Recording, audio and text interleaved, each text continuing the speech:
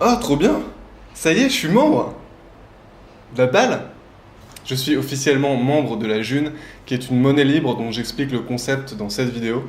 Et concrètement, ça veut dire que j'ai un compte dans cette monnaie, la June, un peu comme j'aurais un compte bancaire en euros.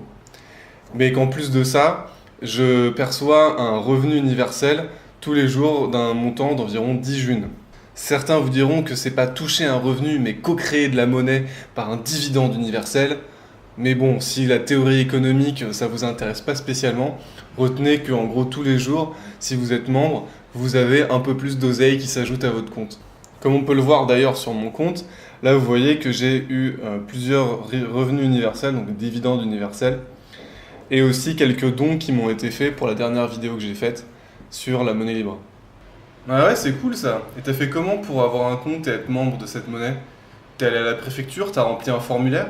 Et non, la June en tant que monnaie libre ne veut pas dépendre d'un État, notamment pour éviter les concentrations de pouvoir et aussi pour être universelle, c'est-à-dire que potentiellement il peut y avoir des étrangers, des gens sans papier.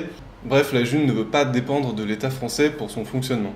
Et à la place, si vous voulez être membre de la June, il faut passer par un système qui est proche de la cooptation. C'est-à-dire que vous devez vous faire valider ou certifier par 5 autres personnes qui sont déjà membres de la June.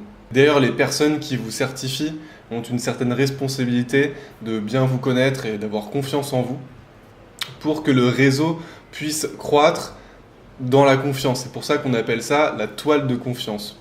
D'ailleurs, c'est quelque chose qui se visualise bien. Il y a quelqu'un qui a créé un programme de visualisation de ce réseau. Et comme vous pouvez le voir ici, vous avez tout le réseau avec les ronds, ce sont les gens qui font partie du réseau, et on voit les arcs qui sont les connexions entre ces gens. Moi, je trouve que c'est une expérience sociale hyper intéressante parce qu'on a déjà des réseaux sociaux, mais cette fois-ci, il s'agit de quelque chose qui est ouvert. Vous pouvez à tout moment regarder la toile de confiance, voir les liens entre les gens. Et il y a un peu ce côté de co-surveillance pour éviter que quelqu'un n'ait pas deux identités dans cette toile. Parce que s'il a deux identités, il pourrait être capable de percevoir deux revenus universels. Et ça, c'est très nuisible pour la monnaie, puisque si ces gens-là arrivent à faire ça de manière suffisamment simple, on perd totalement la confiance dans la monnaie. Et quand on perd la confiance dans une monnaie, on perd la monnaie. Ah ouais, ça a l'air intéressant. Et si moi je veux être membre de la June, je fais comment? Parce qu'au final, je connais personne qui est membre déjà. Pour ça, le meilleur moyen, ça reste de participer à des rencontres monnaie libre qui se passent dans des villes près de chez vous. Pour trouver les lieux et les dates de ces prochaines rencontres, le plus simple, c'est d'aller sur le forum monnaie libre. Vous pouvez trouver des groupes locaux en fonction de votre région. J'ai moi-même participé à des rencontres monnaie libre à Montpellier et à Paris. C'est une bonne occasion de rencontrer des gens, d'en apprendre un petit peu plus sur la monnaie libre, sur la June, et par la même occasion de se faire certifier par des gens qui sont déjà membres. Ok, je vais faire ça. Mais une fois que je suis membre de la June et que j'ai mon compte avec mon revenu universel, j'en fais quoi en fait de ces Junes? Je peux acheter des trucs avec? La June en est encore à ses débuts, donc les offres sont un peu limitées, mais vous avez déjà des sites de petites annonces équivalentes à Le Bon Coin en June, qui s'appellent J'échange et J'annonce, où vous pouvez retrouver des gens qui vendent des biens, des objets ou des services. Plus il y aura d'offres sur ce genre de site, plus il y aura de gens qui acceptent la June, plus on aura confiance dans la monnaie et on aura confiance dans le fait qu'on peut acheter des choses derrière avec. Et c'est vrai que c'est un peu difficile au début de vouloir vendre des choses contre cette monnaie, puisqu'on a l'impression que les gens n'ont pas vraiment travaillé et que c'est un peu tombé du ciel, quoi.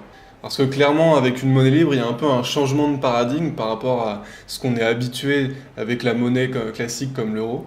Et pour ça, un des meilleurs exercices à faire, c'est de participer à un jeu économique qu'on appelle G'economicus ou la corbeille, qui sont des simulations économiques que vous faites à travers un jeu.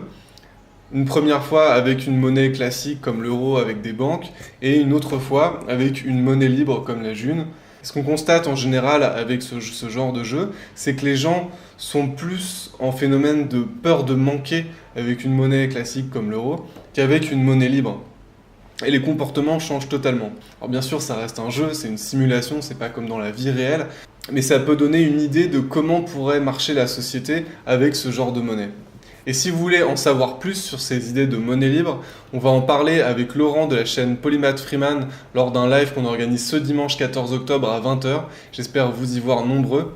N'oubliez pas de vous abonner à la chaîne pour ne pas rater ce live et les prochaines vidéos. et à partager sur les réseaux sociaux. Quant à moi, je vous retrouve dans une prochaine vidéo. Ciao!